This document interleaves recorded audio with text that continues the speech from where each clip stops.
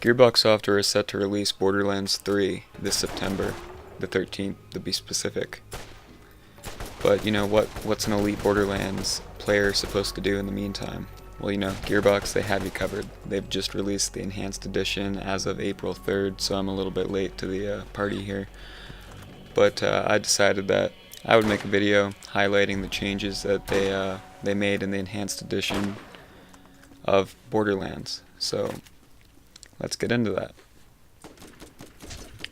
So the first improvement that I'd like to speak about that they added into the Enhanced Edition was the addition of a map, like a mini map in the corner of the screen. It's really helpful because, you know, in the original Borderlands you'd have to hit tab, then it'd bring up your map, you know, it'd take you out of the game. It kind of just broke the immersion, you know, so it makes it much more immersive if I don't have to fucking hit tab to pull up a map. Another thing they added was Borderlands 2's automatic pickup for stuff that lands on the ground, so like when you kill an enemy they'll drop ammo or money, and now in the Enhanced Edition that money gets picked up automatically, as opposed to Borderlands the original where you'd have to pick all that shit up by hitting E. It could be quite tedious at times, and you know, it was just kind of fucking annoying.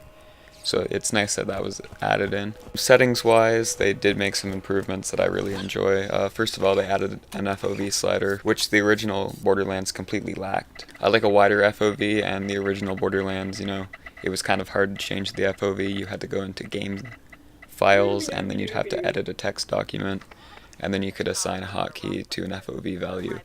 That was, you know, I did that, but it was just kind of annoying. So I'm really happy to see that there's an FOV slider.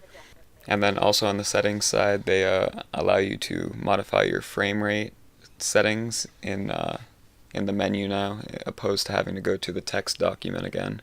Well, sorry, the text file.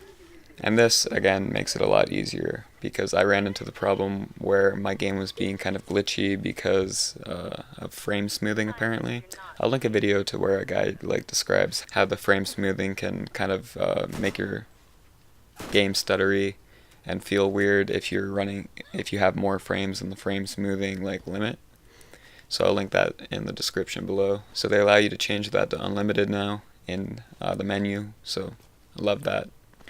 They also fixed up the vending machines, which, I mean, if you play Borderlands the original and go to a vending machine to buy ammo, for example, you're gonna be just sitting there thinking, this fucking sucks. I'll put some clips in of me buying ammo.